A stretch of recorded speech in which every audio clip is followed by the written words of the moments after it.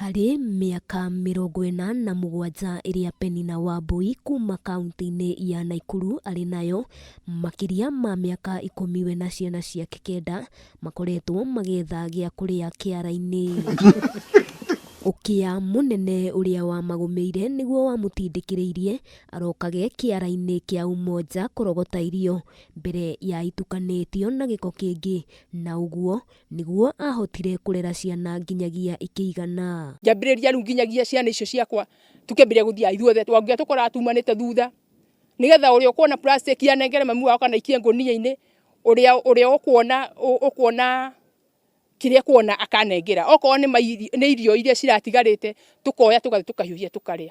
Ihinda-inĩ rĩu Wambui aratũtarĩria ndarĩ gwa gũkoma na mĩtũrĩre yao yatũire ũgwati-inĩ o nginyagia rĩrĩa mũthenya wao wakĩire na gũkĩgĩa mweneni wa mwĩhoko.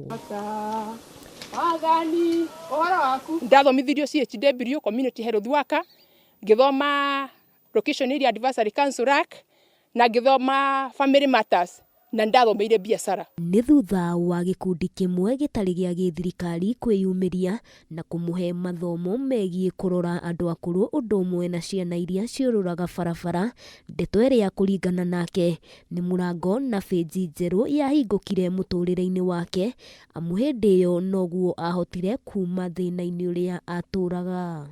Rĩu ngona nĩ ũteithio mũnene harĩ ithuĩ, na Ngai no ekũmwĩka wega na ekũmũhe hinya nĩgetha ahote gũthiĩ kũraihu.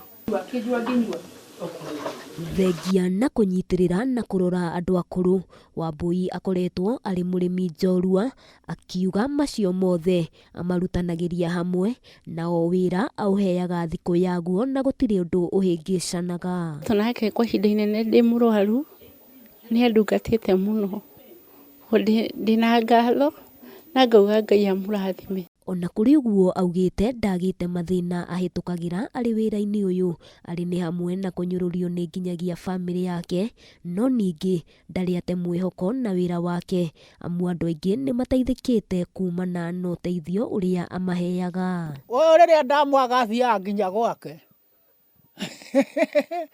ũyũ andeithagia mũno. Gũkĩrĩ ũguo Wambui atarĩte andũ kwĩĩtĩkia na gũkoragwo na mwĩhoko wa atĩ maũndũ no macenjie gũtekũmakania nĩ thutha wa ihinda rĩigana atĩa.